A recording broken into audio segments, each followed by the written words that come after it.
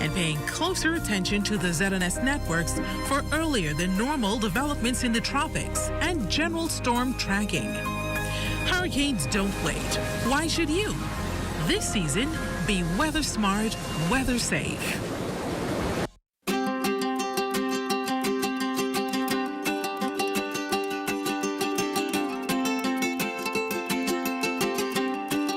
I'm here at the Dixon Hill Lighthouse in San Salvador to let you know that marine protected areas make dollars and cents. A well-designed and managed network of protected areas can generate income for nearby communities. From MPA managers to lodges to eco-tours, there is money to be made.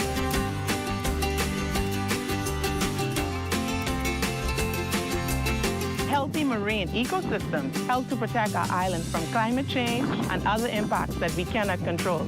Healthy coral reefs help to break down fake waves, and mangroves absorb storm surge and help to protect our coastline.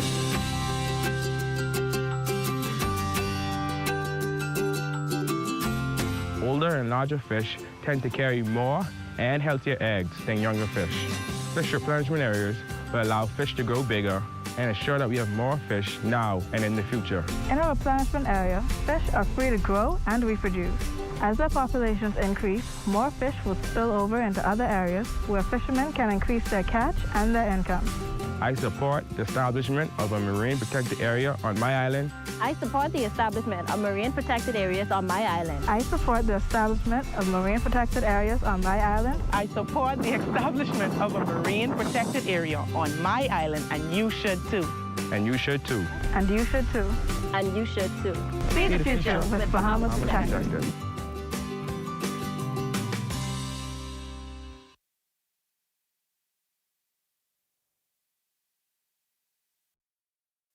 At the House of Assembly, I'm Mukesh Lapinder. This is ZNS.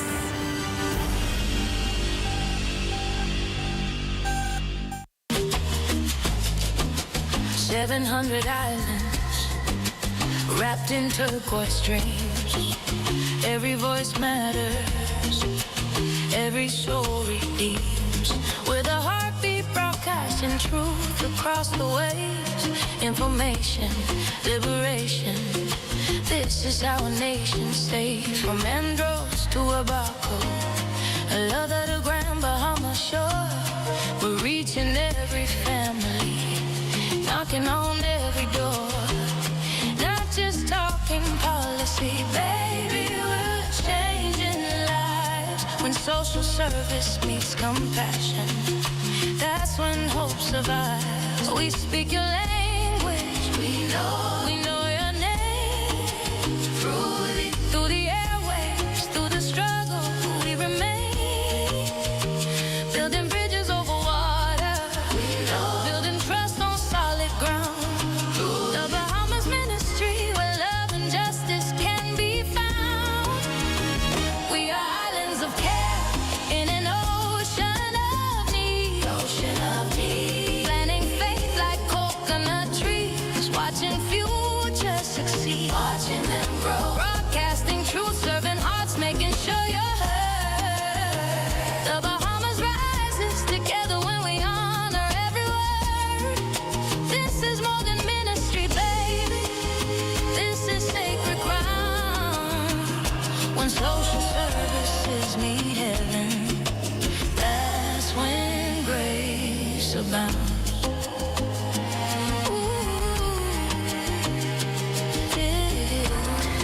There's a stillness, there is a peace. It's like the environment that we were born to live in. We're here at the Persis Rogers Home for the Elderly. The elderly is a community where there's a lot of abuse. It is underreported worldwide. I just spoke very recently to a young lady, and let's give some margins of error where sometimes people exaggerate or perhaps there's a mental imbalance. But it sounded to me that this elderly lady had all of her faculties, and she, in just washed away with tears, was saying how the person who was taking care of her was choking her.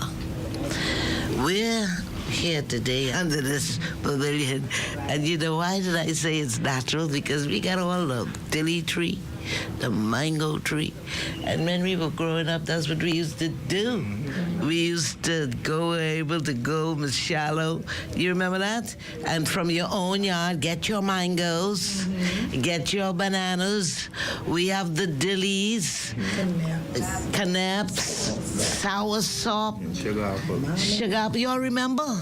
Absolutely. And it was a sense of family. And family is really being dismantled, deteriorating in its fiber, in its strength. Love is becoming more and more distant.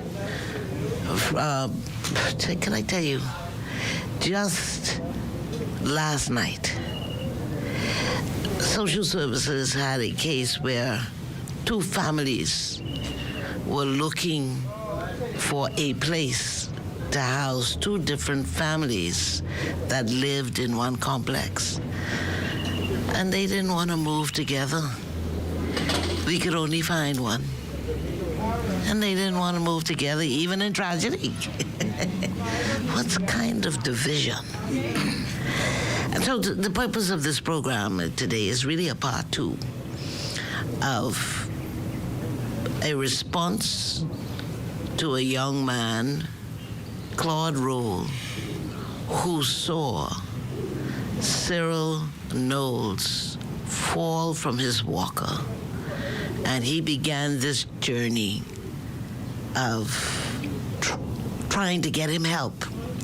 77 years old, living in an abandoned home where apparently 2 people died in it, and I can tell you it took me about 48 hours to have my head become sober again, because it was very light. And we made a couple promises, and we said we would do our best to get him out of that abandoned home. And thank God for the people who allowed him to stay. They gave him what he had, so at least he was not exposed. And we thank you for that. And I want you to see what a difference a day makes. My goodness, we did this on roller skate with social services, and we're going to talk to Eartha Shallow, who's the assistant director in elderly, and we're going to talk to Ms. Hall. But I just want you to get a little peek of Mr. G. Man, he had a cap on, you remember? Last week he had his cap on. Doesn't he look good? How he look, Miss? Yes, he looks wonderful, wonderful. He looks refreshed, well rested. How you feel? Excellent. I feel excellent. I mean, you have your hair in style, you don't have your little cap on. What was it like coming in and sitting here now? Well, first of all, I want to thank God for everything that has happened to me and for me. I've had a lot of bad breaks. And I say bad breaks. I had family that wanted no part of me. Because of what? I don't know. I don't know what I did to them. I guess maybe because I had spent most of my years in the U.S. trying to find a life. And when I came here... Are you saying that you neglected your family? You didn't pay attention? No, I didn't do them anything. I didn't do them anything. No, but did you support your family? Did you give them love? Did you contribute your work? Did you take care of them? Did you make any provision for them? My love and response was always there for my family. I came from a poor family. And my mother had 12 children. But she never had a man to help her. My mother had to go in the crab pond and catch crab to bring us up. There was 12 of us. 12. There were 9 boys and 3 girls. And as of today, my mother is gone, my father is gone, my brother, my sisters too passed away within the last 3 months. And from what I gather, I must say that I am much ashamed because my younger nephews were not industrious enough to make life for themselves, to do things for themselves. Everybody, because of the death of my 2 sisters, flocked in and just came looking for a place to stay. I don't think that is fair. Once a man and twice a child. Once you make that provision of being a man, you have to stand on your own 2 feet as a man. That is what I tried to do when I was living in the United States of America. I worked on 3 cruise ships where I put my age up. At the age of 14, I went to work on the Bahamas Star. I was working at Sheraton, British Colonial as a busboy. And the chief purser came in there one day for lunch. And I spoke to him, asking him about a job. He asked me, he said, "You want to work on the cruise ships?" I said, "Yes, please." He gave me a note to take to the American Council so that I can get a seaman's visa. That I did. From there on, I was working on the cruise ship as a boy. I ran away from home and put my age up and started working, taking the world on my own 2 shoulders, not knowing what the response would end up being. I did that. And today I had to pay dearly for that. But did you send money when you worked on the ship? Did you send money to your family? I didn't have control of any monies that I made because I was living with my sister, my older sister. And when I get paid, I wasn't man enough to open my paycheck. So she was in control of everything because I was living with her. I had to do what I had to do, whether I like it or not. You had children? No, I was a young boy. I was 14 years old. And then let's fast forward. Once you became a father, did you support your children? Oh, yes, definitely.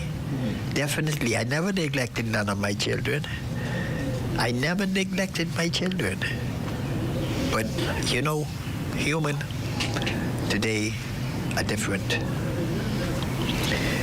No matter what you do for your siblings, they tend to forget. They tend to forget all of what you tried and what you did and what the now situation is. They don't care. I want to hold that thought right there because I want to, Eartha Shallow, the Assistant Director of Social Services, it's a very powerful point that he's making. What do you see? Do you see parents like Mr. Knowles now aging, brought up their children, and they seem to have forgotten, neglected their parental responsibilities to their mother and father? Or do you see more of parents suffering because they did not take care of their children? What do you see? Describe to us what you see every day. Well, for the most part,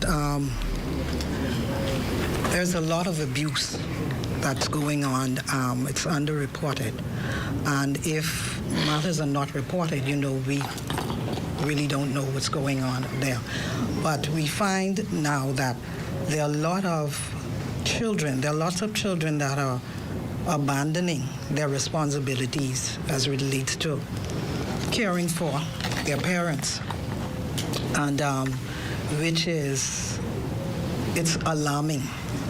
It's alarming and it's disturbing And I really feel that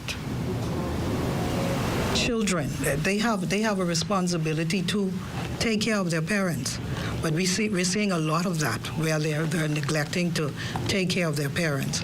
I know that there may be limitations in terms of availability of accommodations and whatnot, but there is help. You can come to the Department of Social Services where we would seek shelter or placement for your loved one or whatever. But this just to be realistic, it's just the kind of times that we're living in. Okay. But a country cannot hold up under the weight of abandonment, of neglect, of abuse. What, Ms. Hall, do you see as the social worker? What is the root cause? Both of you can quickly comment on it. What do we have to, if we're going to uproot the problem, we have to identify it and uproot it at its root. For both of your comments, what do we need to uproot? Because that is not the character of the people of the Bahamas. When it comes to family dynamics, I believe that these are human beings we're dealing with, right? And sometimes the child may not like how the parent would have treated them. And although parents, yes, you finance them, you clothe them, you feed them, I would think sometimes, how I could say this, it's more transactional, almost. Transactional between the parent and the child? The parent and the child. So you're saying there's no bonding of love, it's I'm gonna take care? No, I'm gonna take, if I take care of you, or, no, yes, well, basically, if I take care of you, you should be doing this for me. So there's no love? No. No love. No unconditional. No unconditional love. The love is lacking. It's basically on conditions. Well, that's not agape love. No. Agape love is unconditional. Right. And so when you are not bonded, that means you have little to no value of life. So if you can see, and I think you hit it on the head with transactional, because when you love someone, if they are in pain, you are in pain. Yes. It's called identification. Right. You are identifying, and you cannot see. When my mother and father were down on their dying bed, I could not see them coming in and seeing whatever sacrifices me and my two brothers, Greg and Wayne, had to make. We had to do that to make sure that they had 24-hour assistance in the home. And then we didn't leave that. We took turns in making sure that we were present. Yes. This is not what you're seeing. Because you know why? Because that's what love is. Speak to bonding. And Ms. Shallow, what and how important is bonding? Oh, it is absolutely important for families to bond together. In times of happiness, in times of grief, tragedy, it is very important. You would have situations where mommy or daddy, they would become ill, needing care and protection from the children. And you will, let's say, have 6 children, 7 children, even if it's 1, even if it's 2. Okay, the responsibility of taking care of that parent, it rests on all of the children involved. But sometimes it doesn't happen that way. You would have most of the responsibility falling on one sibling as opposed to the others, who could lighten the load, lighten the burden by sharing the responsibility. But that doesn't always happen. But bonding, it's important because it would certainly lighten the load, okay, of one sibling. You've seen that oftentimes. Exactly. We're going to take a break, but when we talk about bonding, it doesn't happen if we're not communicating with one another, not in a transactional, conditional way. I love you. This is your vision. You know, words shape our world. If we are not teaching our children to have vision, to see a future of hope, to see a future of opportunity, to take and make the sacrifice to prepare them, we should not have a person in this country that does not have a passport who is of age, because you're telling them one day you're going to help serve the world. Look what Vision did. We are sitting here. One Mr. Roll said, I cannot, because of love for humanity, see Mr. Knowles fall down, children laugh at him, not find out what it is, how did he get here, and then he called on a community to help him get to where he is going. Look at the power of family serving one another. That we got together and created what really is a miracle, because Princess Rogers Homes and all of the homes are full.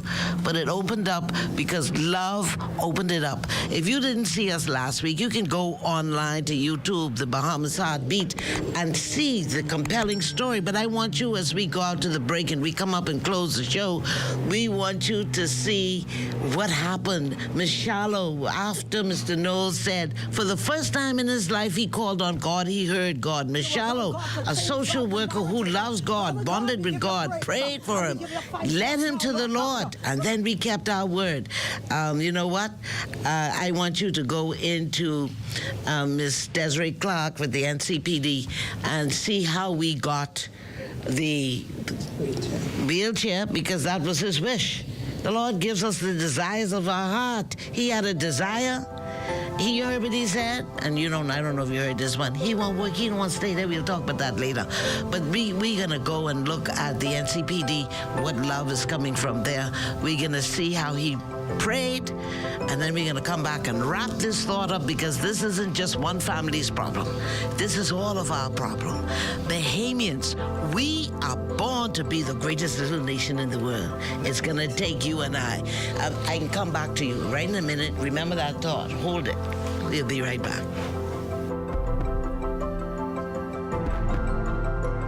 Have you heard about the Promise Unit? The Department of Social Services provides food assistance, housing assistance, uniform assistance, burial assistance, and financial assistance. Promise makes it easy. You can log on via cell phone, your computer, or your tablet. Sign up today at promise.gov.bs. Once you've registered and created a profile, you can call the Promise Customer Contact Center and speak with someone about any inquiries at 1-242-4-PROMISE. That's 242-477-6647.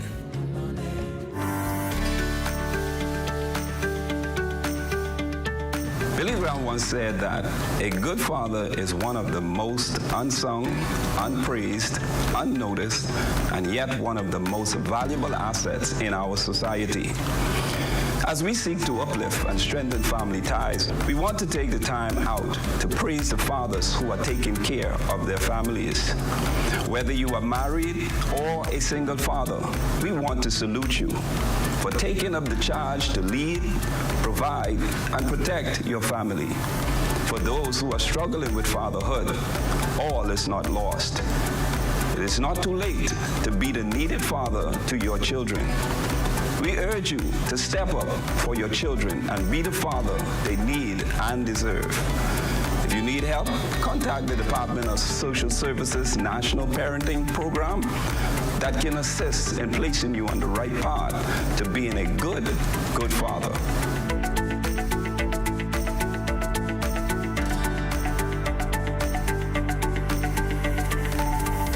Coming up on Taking Social Services to the People.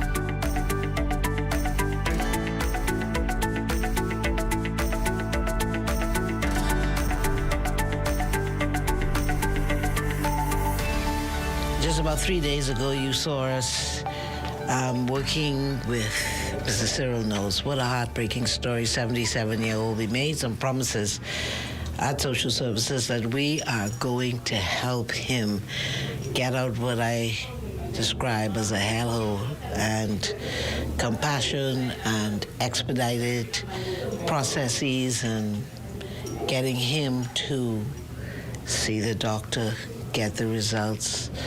Because I'm going to tell you something, it was at least 24, 48 hours before my lightheadedness calmed down. The stench was really so high. I'm telling you, it was, but I don't know how he lived through that for the months that he lived there. Thank God he had shelter, but thank God we have been able to move the process, and today we're going to move him into the Persis Rogers home. But we made a commitment to him before we left. We said we'd get a wheelchair. So what are we going to do right now? We're going to meet with the head of the National Commission for People with Disabilities, and let's get this wheelchair, because the next time that you see us, we're going to be moving him. And I want you to go along with this journey for what is happening and transforming a life of someone who was in a very desperate situation. I like this right here. For God so loved the world, John 3:16, he is giving Cyril Knowles another chance. You know why I believe? His attitude changed. He said he wasn't so nice to some people. See, when we're nice to some people, it catches up with you. Every decision you make today has a consequence tomorrow. And he, through his own admission, damaged some relationships. And the point of what we are saying in this program is that we have to be careful how we damage relationships. But there's always an opportunity when we make a mistake in our past that catches up with our present day and can destroy our future, that there's a way out. His attitude changed. And so today I came and we are into a welcoming office. As I said, this is Ms. Desiree Clark behind the table, and they working, and they don't mind me disrupting their work for a minute, because we called ahead of time to say that, listen, we need a wheelchair. What do we do? And I see that even in today's report and recent report, that we have an increase in the number of people who are differently abled, who are disabled. So that's an indication that this team is even more and more important to our whole national outlook. As a matter of fact, this Professor Donaldo, he is audibly, what do you call that? He's audibly impaired? Actually, he's fully deaf. So you can refer to them as deaf or hearing impaired, but he's fully deaf, and he doesn't have his hearing aids on today, so he's reading my lips. It's amazing. You are amazing. Say hello to the people of the Bahamas. Say hello. Hello. All right, let's get down to the business. Miss Clark, Miss Desiree Clark, she heads this powerful unit, and you are getting an increase. There's an increase in demand. And the first thing you said when I called, you said, well, there is a process. We have to fill out a form. Speak to the process. You approved that we are going to get a wheelchair seat right here. Nice wheelchair. Wheelchair in red, I'm dancing with you. I know he can dance. You see this? Thank you, Dr. Bartlett. So this is the National Commission for Persons with Disabilities, and we are giving government funds, and for every government penny that we have, we account for that, because we work for the people of the Bahamas, and we have to be accountable for their money.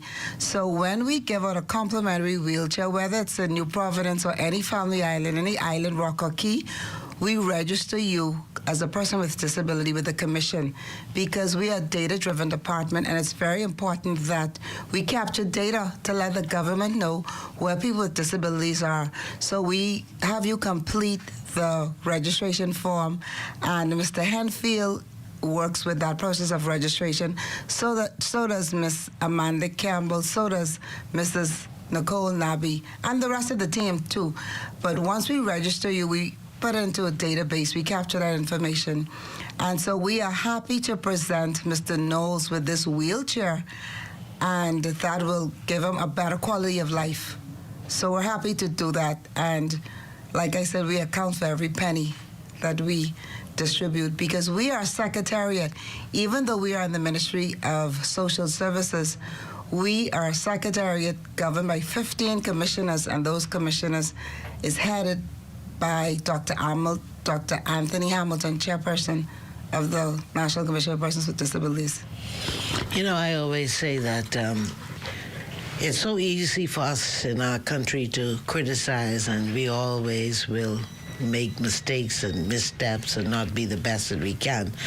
But I want to say that generally speaking, beginning with your attitude, it's always so pleasant. I mean, you could call Ms. Clark any time of the night and she don't mind. She says, this is what I'm here to do, is to serve.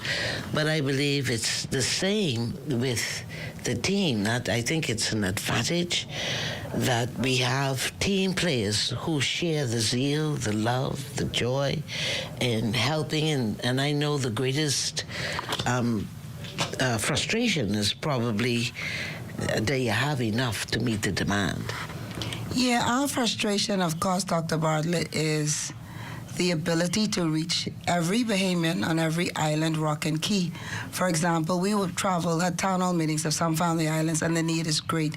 So whether the person requires a walker, because they have some mobility, but the walker stabilizes them, or they can't walk and they need a wheelchair, even crutches or canes, we want to make sure that we're not just Nassau-centric for the population in Nassau, but we are concerned about our brothers and sisters on every island. So what we do is, whatever the request is, we pack it up, send on the mailboat or the plane to the respective family island, and we work through the social worker, so the social worker can document that the client got whatever they needed.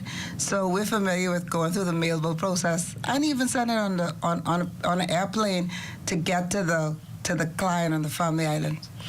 I want to just say a quick word before we go out because Mr. Rowe waiting for us. If I was him, I would already want to be there, but I want to ask both of you, what motivates you? I mean, you know, it's no joke. I've been working here with you all, and I don't see you all with a down day, maybe when I'm not here. But what motivates you, and what is it that you would like the public to know, and what our role is in serving the differently abled? Well, I could say for myself that we are a service-based section, the Secretariat. My colleagues and I strongly believe that everyone needs help. And so we always display kindness and compassion and support because we know it's very important. Someone finding out that they are disabled, their parents, caregivers, it is a very hard hit. So we try to wow them each and every time to let them know that, first of all, we are here. We welcome them, and we go above and beyond to assist. So a servant's heart is what we all have. And when you think about what others are going through, it definitely puts things into perspective for yourself. There's so much to be grateful for. Things could always be better. However, we welcome everyone with open arms. If we can't assist, we will go way above to make sure that they get what they need, and we try our best never to leave anyone stranded. So I think for all of us, doing a great job, having that type of outlook and being led by someone who is so humble, who is so talented, who is so compassionate, and who is so idea-driven is a wonderful thing. So we shadow Mrs. Clark and we support her, and it makes all of us stronger and all of us better. And it makes the ministry, I think we are some of the shining stars. Everything rises and falls on leadership, and, you know, and she's telling the truth, and let me just confirm it. When I first came into the Ministry of Social Services, I was kind of here by myself in terms of support team and your leadership, your compassion, all the things that you talked about. He gave me a guide and a strong leader and administrator in Ms. Nabi, who is absolutely excellent. Let me say that I am grateful to you, and I'm grateful to you, Ms. Nabi, the way you just emulated all of who she is, and your own just going the extra mile. I'm forever grateful. But speak to your role, because while she was working with me, she was right here doing the research. And like Ms. Campbell saying, they worked as a team to really service the special community. Speak to your perspective of why this is important and what fulfills you. Well, I'm grateful to serve and also to add to Mrs. Campbell's regard. One of the greatest things we can do is empower persons with disabilities to make sure they are aware of their rights and make sure their rights are respected. Also, in this secretariat, one of the greatest things I find fulfilling when they come through the door is getting their primary data to help drive and monitor and measure what we do to make sure, again, wherever there are gaps, we get help and make sure they're supported fully. Wonderful. Well, listen, I could stay here with y'all all day, but we got to get this, see? The red Rolls Royce ready to go. And we got, and this have to be a lady, because he's a man, we taking it too. So next time you're gonna see us, we're gonna be in Pit Road. We're gonna take him from the pit to the palace. So stay tuned, we'll be back in a moment.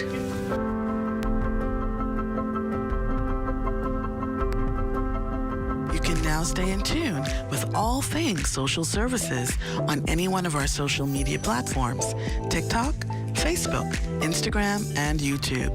Also, missed any of our Taking Social Services to the People programs?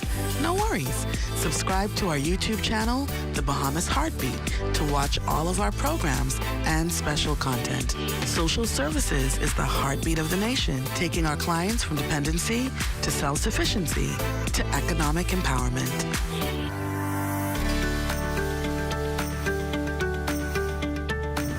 Children are a heritage from the Lord. That's right, you, the one listening to this video. You are a special gift to your parents. Gifts are meant to be a source of happiness and joy. And we pray that you be that gift to your parents or guardians. We hear time and time again that this generation is lost.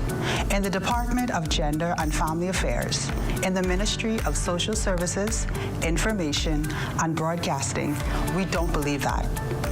We believe that every generation of youth and children faces their own challenges, and you are facing your own set of challenges, but we want you to know that we see you. We see those of you who are going to school and doing your best. We see those of you who are striving for greatness in your various endeavors. We see those of you who, in spite of the mistakes you've made, are working to be better versions of yourselves. We see you and we are pulling for you. So don't give up when things don't go your way. It's just life teaching you a lesson. Don't give in when the crowd pressures you. Standing on your own only makes you stronger. Do listen to your parents. They have been where you are and know just a little more than you do. Last but not least, do treat others as you would want to be treated.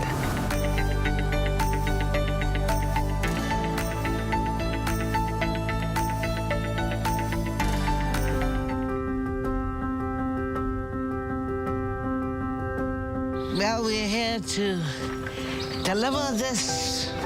Doesn't it look good? We're delivering on our promise. But I tell you, Mr. Knowles is here. Look, I could not go up them rocky paths again.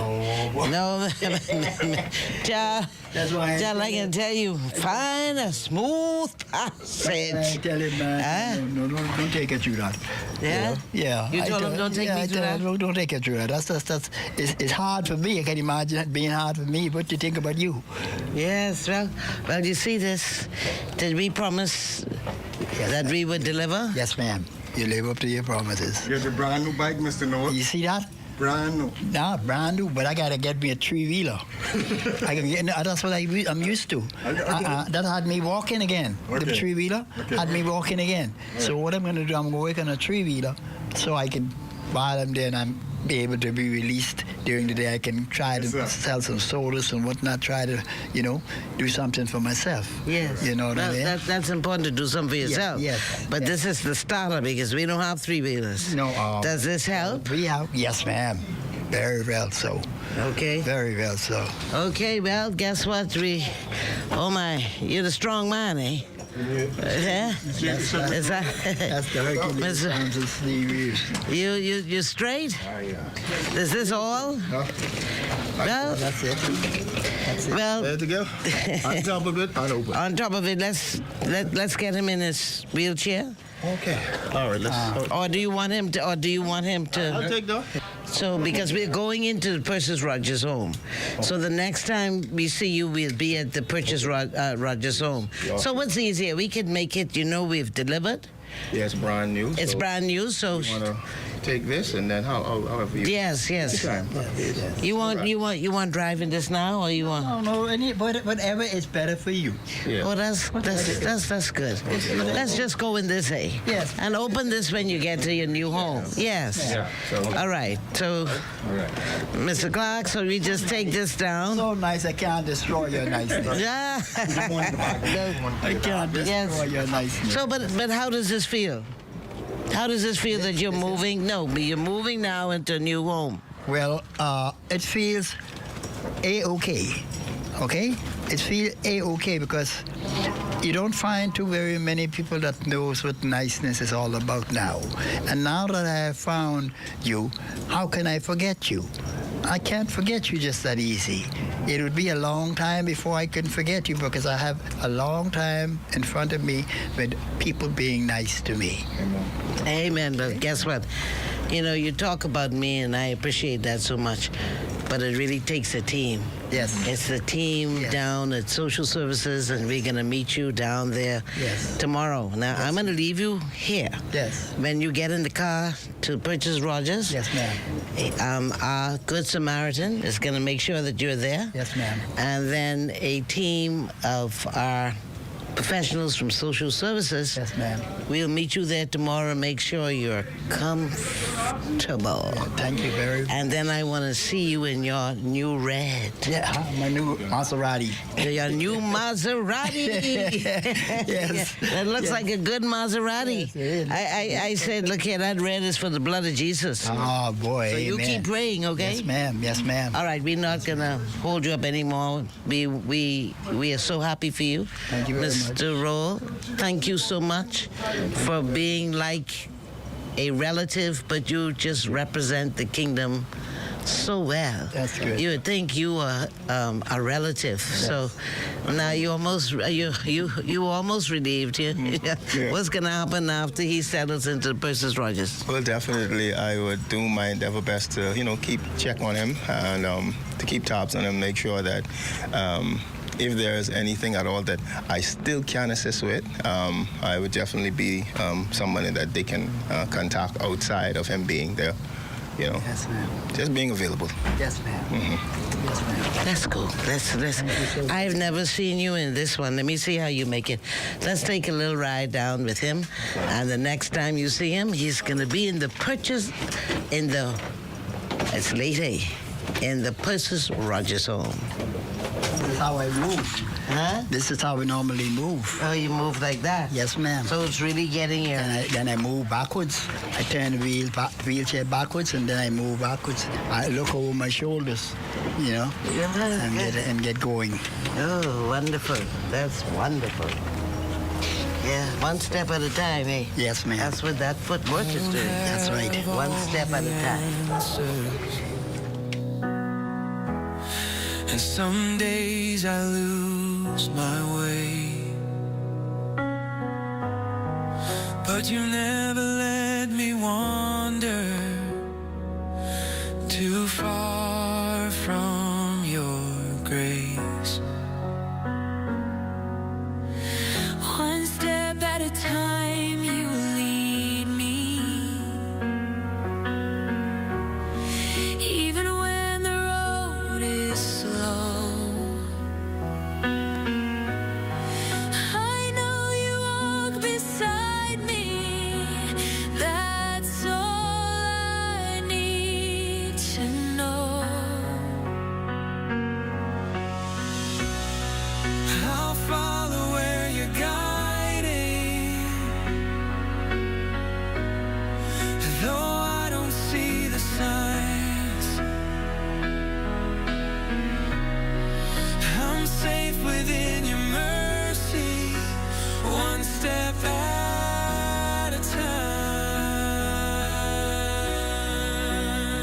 You can now stay in tune with all things social services on any one of our social media platforms, TikTok, Facebook, Instagram, and YouTube. Also, missed any of our Taking Social Services to the People programs? No worries. Subscribe to our YouTube channel, The Bahamas Heartbeat, to watch all of our programs and special content.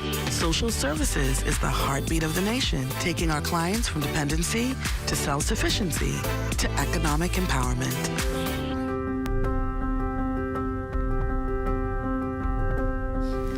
Welcome back. Just as we were taking a break, Mr. Knowles, he has found his legs.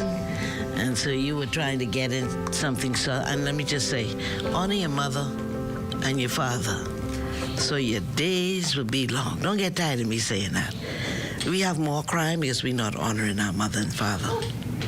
We have more poverty because we are not honoring our mother and our father. It doesn't say how the mother and father is, whether they good or bad. It's honoring the office. So I say, so, Mr. Knowles, because he is an elderly gentleman that calls for honor. And so you were about to say something before we took the break. Yes, ma'am. First of all, let me say, they were trying to pass a law the other day on marijuana, legalizing marijuana in our community among our young men and women. It is right now, not so, but right now, how many young men or women you find that is not involved in marijuana or cocaine? How many of us are not giving our life away to drugs, prostitution, all these kind of things that are of nothing to us? I want you to hold that thought only because of time, because it's very powerful, because the greatest empires fell, whether it's the Greeks, whether it's the Roman empires, fell because of moral decay. And so you make a very important point. The armies didn't beat the Roman Empire. Immorality did. And we are, to your point, very uncomfortable. But in the context of this journey and the few minutes that we have left, I want you to, Mr. Roll, just very quickly, what was this journey like? You describe it, and I know you had a call this morning. You started to tell me on your way here, but go ahead. Okay. Thank you so much, and God's blessing to all your phenomenal team, and staff, and especially to you, Miss Bartlett. I would say God's angel in facilitating this end goal. I'm just merely a spark in the catalyst of what has transpired in the life of Mr. Knowles here, and his road to redemption, because at the end of the day, none of us in this Bahamas, in this world, by a long shot, are perfect. And I would say to all that are witnessing this, there is power in redemption. As long as there is life, there is indeed hope, and that has always been something that I believe that you've always preached from. I've seen you from I was a young teenager. What I would like to say is that this is not just social service. What we're witnessing here is God's service, because he says that when you serve others, when you serve your fellow man, you are actually doing service to him. So I would like for everyone to know, quite honestly, this is actually the highest office. This outranks everything that is constitutionalized. So we are to look at the social service team as actually God's service, because their calling is actually higher. To see persons that are in decrepit or fallen state or broken state, and to reach down to help one. And this is the greatest commandment. Love one another. This is what Jesus said. This is the greatest commandment. He says it's not in your preaching and your shouting. It's not in no. He said, by doing this, that's how men will know that you are his disciple. So, Ms. Bartlett and to her team, and also to everyone that has reached out. And quite earnestly, I've being such a very low-key person myself, I've always shied away from the spotlight. And anyone witnessing this, and I thought on this, and I prayed. I was like, God, what really, because it took me through a journey and through a process to I would say die to self, because had Mr. Knowles, he actually insisted that I record this, that someone should know. I said, you sure? I said, I wouldn't, this ain't my thing. I would help as much as I can possibly help. No, he said, no. He said, you have a phone? He said, record this, somebody has to know. And because of the spirit of humility and just being obedient, I said, okay, all right. And so it really assisted me, but it also gave me an epiphany, I would say a shock value to myself, the amount of persons that saw physically, and I'm not just giving you a story, I am actually showing you, and to have, not gotten a response.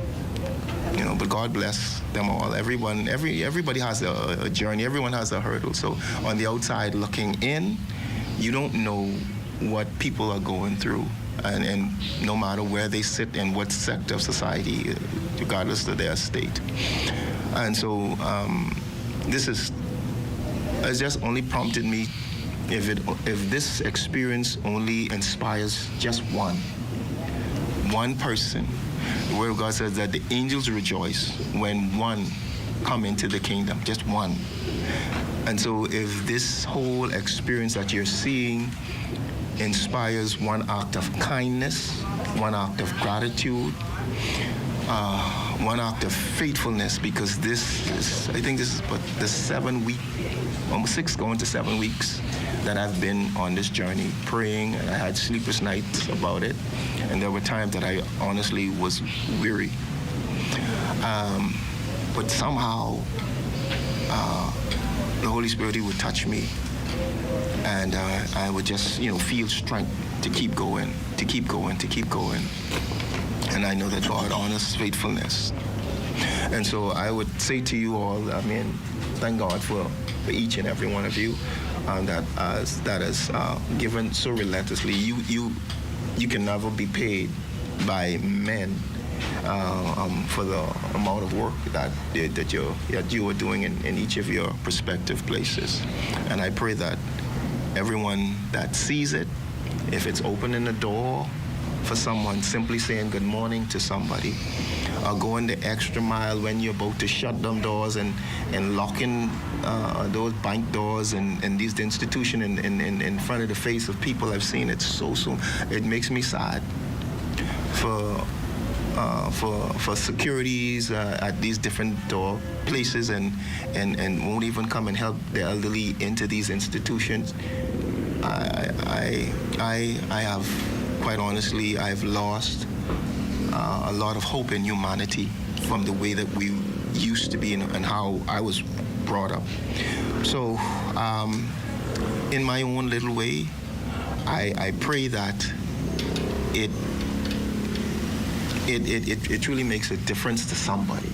I think it already has, and we want to thank you for hanging in there and going through the process with patience. And final word, Ms. Hall, because we're at the end of the program, and what would you say to the people of the Bahamas, this is not a fight. I love how you talked about this is the highest calling. I always say social service. I don't understand why people look down on social services. Listen to me. This is the heartbeat of the nation. We touch everybody. We touch you. We touch me. It doesn't matter where we are. See, when you don't understand the value of something, you undervalue it. And I was the other day in with Miss Wright, her transition for her mother, and I was just prompted Miss Shallow to say, this is the royal family of social services. We are created in the image of God. You and I, anything that God established is royal. And that's the behavior that we should have. But anyhow, go ahead, Miss Hall, because you only got 1 minute left. I think we should have more humility and be more kind to one another. Just seeing Mr. Knowles come out of his conditions is a beautiful sight to see, because now he has a glow. I don't know if any one of you can see it, but he has a glow. He went from rough waters to calmer waters, in a sense, and he looks like he's at peace, and I'm very happy for him. I'm happy that he's having that experience. And Miss Shallow, this is not a fight for just social services. What do you say to the people of the Bahamas? How do we get on board? There is no greater gift than to be of service to mankind, and no greater reward than to do it well. I am a servant of God, and that makes the difference. We are all here to help one another, and this is a ministry. Social services is a ministry. A ministry where you can come and you can get food assistance, you can get rent assistance, financial assistance for a number of things. But there's also a spiritual component that I would always interject with every client that comes into my presence. And so that's why I was so much led to pray for Mr. Knowles in his situation, and saw the hand of God move to bring him to where he was and where he is now. Mr. Knowles, just your final comment. And, I think we should say, before you do that, let's say thanks to Fine Threads, as you told me they called you, just very briefly. Yes, I want to say thank you to the amazing staff at Fine Threads, and thank you for that tie. Now we bought that. They just gave the good service. Yeah. And Miss the lovely Miss Katie Ann, and so she, I would like for Fine Threads to know that you have a precious gem. So everyone should have an employee like that. In fact, she's an assistant. So she is very, very, very polite and very very kind. And so I just want to say to them thank you for their charity towards me. I'm really grateful, and also by extension to Mr. Knowles. So I will be stopping by. I am one of your customers, by the way, and I always love your selections and your prices. So keep them prices right where you keep them, so I can always be buying my nice suits. All right, very good. Okay, but you still didn't say, but I'll say it for you in the interest of time. Y'all got blessed with something. Oh yeah. Yeah, you can forget that. Oh yeah. I just got caught up in the tie. 1 second. Yeah, okay. Of course, my tie, and of course, today, I actually didn't expect it. So I was told that I could come and pick out a nice suit. And also Mr. Knowles as well. Okay. In addition, so I just was... That's when you talk about humanity and love. Mr. Knowles, I just want you to end with what you said. Mr. Knowles, and I want you to be brief, because we have to say bye. Oh, Lord, they say 1 minute. See that? So you say this in 10 seconds. You said you don't want this to be your final stop. No, I don't. I don't want this. I don't want this to be my final stop in the old folks' home. And someday I did get to the point where I should die and be buried out of social. Where you want to go? Where I want to go? I want to continue my legacy, my journey. I'm a mechanic. I'm a journeyman mechanic, and I do not want that to stop there. I spent money to go to school and learn how to become a mechanic. He still has a dream. As long as we have life, we have purpose. Never get up and don't know where you're going in life. Your purpose preserves you. But I think the overarching message here is we have to do it together. It's not an individual journey that we can go on.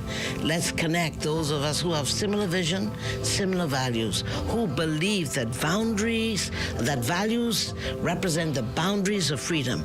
If we want to be free and we don't have to have people living in their cars on the beach, it isn't only the government. It's not where it starts, actually. It starts with our personal decisions. Every decision today we have a consequence tomorrow, and it starts with family.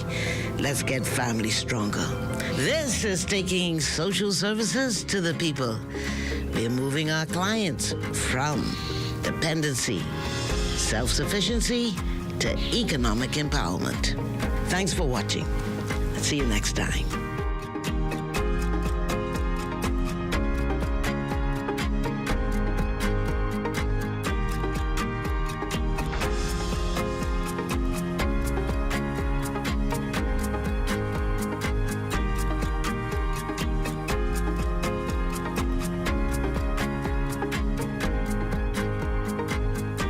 This has been a production of the Ministry of Social Services, the Heartbeat of the Nation, where we move our clients from dependency